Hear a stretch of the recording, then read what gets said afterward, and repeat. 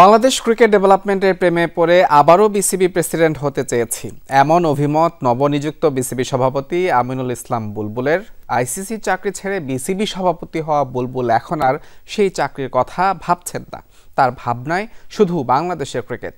এদিকে আগে সাবেক অধিনায়করা বোর্ড পরিচালক হয়েও উন্নতি করতে পারেননি, সেই ব্যর্থতা ঘোচানোর চেষ্টা করবেন প্রথমবারের মতো পরিচালক হওয়া খালেদ মাসুদ পাইলট।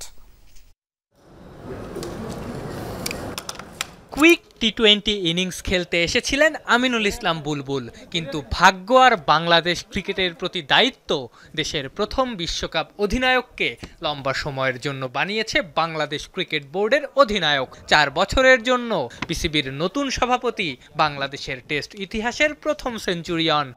এটা একটা জার্নির অংশ ধরে নিয়েছি। বাংলাদেশ ক্রিকেটের ডেভেলপমেন্টের প্রেমেও পড়ে গিয়েছি। হয়তো শর্ট টার্মের জন্য এসেছিলাম এবং শর্ট টার্মটাই সবসময় প্ল্যান ছিল, কিন্তু যখন ট্রিপল সেঞ্চুরি প্রোগ্রামের মাধ্যমে ছোট ছোট কাজ করা শুরু করলাম, যখন সাফল্যগুলো দেখতে পেলাম, সেই লোভটা আমি ছাড়তে পারিনি এবং সেই লক্ষ্যে আমি রয়ে গিয়েছি, to serve more for my country. আইসিসির চাকরি ছেড়ে 3-4 মাসের জন্য বিসিবির দায়িত্ব নিয়েছিলেন বুলবুল। 4 মাস না হয় অবৈতনিক এই পদে থাকতে পারা সম্ভব। 4 বছর কিভাবে বিনা বেতনে থাকবেন সভাপতি?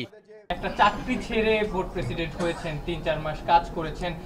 অনেক সময় দেখা যায় যে একটা চাকরি ছেড়ে 3-4 মাস কাজ করা ইজি হয়, বাট আপনার তো এখন 4 বছর কাজ করতে হবে।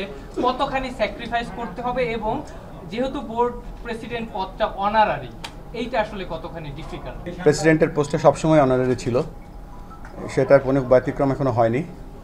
সেই ব্যাপারে এখনো চিন্তা করিনি। এখন ভাবছি ক্রিকেটটা একটা আমানত হিসেবে আমরা পেয়েছি, এবং যে চাকরিটা যেহেতু আমি ছেড়ে এসেছি, সো ওই চাকরিটার ব্যাপারে আর কোনো চিন্তা করছি না। এখন একটাই ফোকাস, সেটা হচ্ছে বাংলাদেশ ক্রিকেট এবং বাংলাদেশ ক্রিকেটকে সার্ভিস দেওয়া।